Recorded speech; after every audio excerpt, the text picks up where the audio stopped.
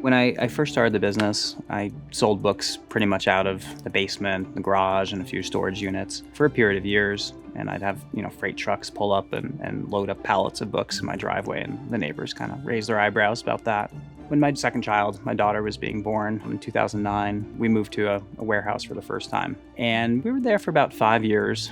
And then we started outgrowing that space and decided to move to a larger one. So things were, growing significantly every year. The team was expanding. We were expanding the services that we provided. By that point, I had invented the custom book jackets, and so the scope of what we could do, had really proliferated, which was great to see.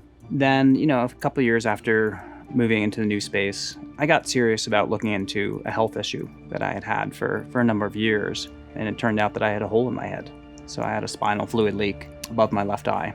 And so I'd had these headaches, chronic headaches, for about 10 years. They were getting worse and worse.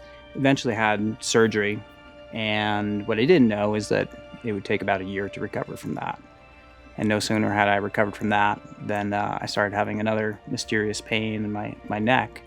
And after a few months of going to doctors and trying to figure out what was going on there, I was diagnosed with lymphoma.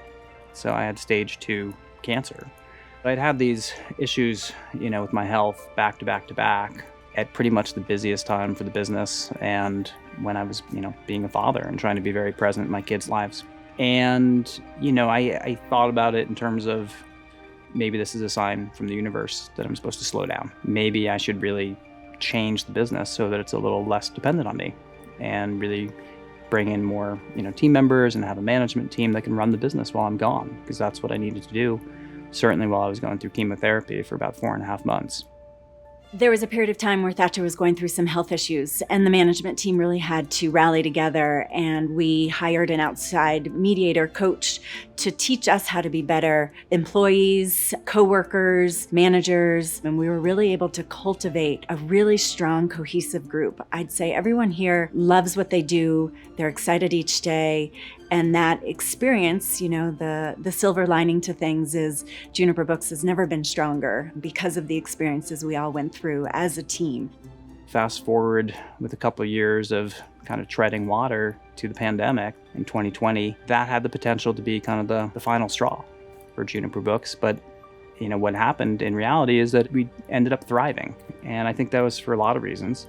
One is that, our team had been through so much for the previous few years that we were really resilient. We could bounce back from these challenges. We had seen, difficult ups and downs very recently. We'd proved that we could work together and survive it. At the same time, the pandemic had the effect of having people stay home and read more, and also redecorate their homes, look at their shelves and decide they wanted to make some changes. Fortunately, we were able to, keep filling orders and keep making customers happy.